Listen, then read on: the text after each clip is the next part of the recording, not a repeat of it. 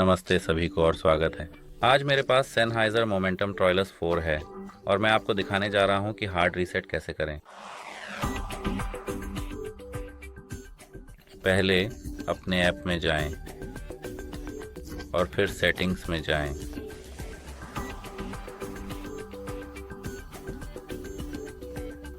यहाँ आपको नीचे स्क्रॉल करना है ताकि आप फैक्ट्री रीसेट देख सकें। आपको इसे क्लिक करना है और ओके पर क्लिक करें। अब आपको एक पल इंतज़ार करना है। इसमें 20 सेकंड तक का समय लग सकता है। जब आपके बड्स लाल, नीले और हरे रंग में जल रहे हों तब अपने हेडफोन को न रखें। और बस इतना ही। उम्मीद है कि यह आपकी मदद करेगा। अलविदा।